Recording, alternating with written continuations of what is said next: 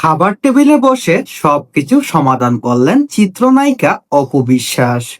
পরিচালক তপস এবং ফারজানা মুন্নির সাথে কি হয়েছিল অপু বিশ্বাসের, চলুন বিস্তারিত সবাই এক নজরে দেখে নেই। সাময়িক কিছু বিষয়কে কেন্দ্র করে ঢাকায় সিনেমার চিত্রনায়িকা অপু বিশ্বাস, গান বাংলা গান টিভির প্রধান নির্বাহী কর্মকর্তা এবং ব্যবস্থাপক পরিচালক কৌশিক হোসেন তপন ও তার স্ত্রী ফারজানা মন্দির ভুল বোঝাবুঝির অবসান ঘটেছে সামাজিক কিছু বিষয়কে কেন্দ্র করে। তপস এবং ফারজানা মন্দির সাথে ভুল বোঝাবুঝি হয়েছিল অপু বিশ্বাসের, সেই সব কিছু শেষ করা হয়েছে।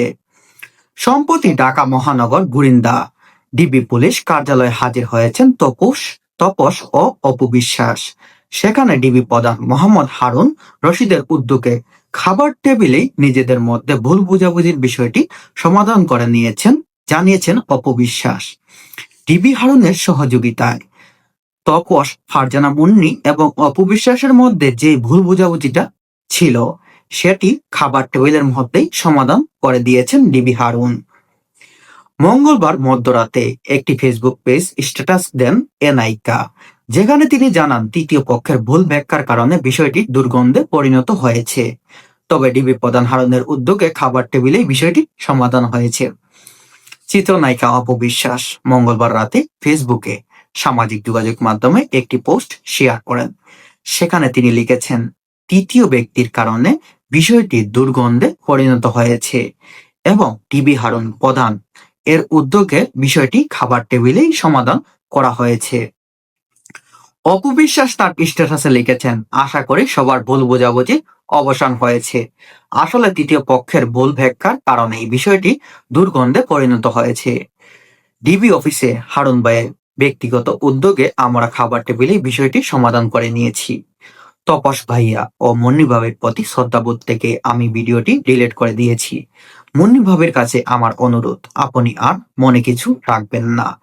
জানি আমার ভিডিও বার্তাটির মাধ্যমে আপনি মনে কষ্ট পেয়েছেন, ছোট বোন হিসাবে ক্ষমা করে দেবেন। সবার অবগতির জন্য জানাচ্ছি, মুন্নি ভাবির সঙ্গে আমার কোনো অভিযোগ বা মনোমালিন্য ছিল না, এখনো নেই।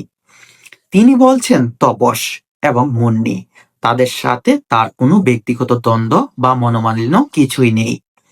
বিষয়টি তৃতীয় ব্যক্তির কারণে দুর্গন্ধে পরিণত হয়েছে এবং তিনি ক্ষমাও চেয়েছেন মুন্নি এবং তপসের কাছে এবং তাদের দিকেই লক্ষ্য করে ফেসবুক থেকে তার সেই ভিডিওটি ডিলিট করে দিয়েছেন এবং পরবর্তীতে বলেছেন যে তিনি ছোট্ট বোন হিসাবে তাকে ক্ষমা করে দেওয়ার জন্য। অপবিশ্বাস আরো লিখেছেন, আমাদের মাঝে ভুল বোঝাবুঝি ছিল এখানেই। আমরা চলচ্চিত্রের সবাই একে অপরের সম্পূরক এবং খুবই ছোট্ট একটা জায়গা এই শিল্পাঙ্গন। প্রিয় সাংবাদিক ভাই বোন ও আমার ভক্তদের উদ্দেশ্যে বলতে চাই, বিষয়টি যেহেতু আমার এখানেই শেষ করছি, আপনারা আর এই বিষয় নিয়ে মন্তব্য করবেন না। তিনি বলছেন চলচ্চিত্র অঙ্গন খুবই ছোট্ট একটা জায়গা এবং তপস ভাই এবং মুন্নি ভাবির সাথে বিষয়টি আমি এখানেই শেষ করে দিয়েছি, তাই পরবর্তীতে কেউ এ নিয়ে আমাকে প্রশ্ন করবেন না। সবশেষে অপবিশ্বাস লেগেছেন, দিন শেষে আমরা সবাই আমাদের নিজ নিজ পরিবার নিয়ে ভালোভাবে থাকতে চাই। কিছুদিন পরেই নতুন বছর আসবে, আশা করি সবাই আমাদের ভুলগুলো শুধরে নিয়ে নতুন বছর বরণ করে সুন্দরভাবে এগিয়ে যাবেন। অপবিশ্বাস বলছেন কিছুদিনের মধ্যেই নতুন বছরের আগমন ঘটবে এবং আমাদের মধ্যে যে ভুল বোঝাবুঝিটা আছে সেগুলো শুধরে নিয়ে সবাই আমাদেরকে বরণ করে নেবেন। এর আগে মঙ্গলবার ডিবি কার্যালয় থেকে বের হয়ে তপস বলেন, কথা প্রসঙ্গে হারুন ভাইয়ের সঙ্গে বিষয়টি নিয়ে আলোচনা হয়। তিনি সহযোগিতা করায় আগ্রহ প্রকাশ করেন। এরপর তার কথা অনুযায়ী আমি তপস হিসাবে একটি অভিযোগ দেই। আমি স্পষ্ট করে বলতে চাই, অপবিশ্বাসের নামে কোনো অভিযোগ করিনি। আমার অভিযোগ ছিল ওই কল রেকর্ড কিভাবে ফাঁস হয়েছে, কেন ফাঁস হলো, অথবা পরবর্তী আমার কোনো ব্যক্তিগত কল রেকর্ড ফাঁস যাতে না হয় সে বিষয়ে।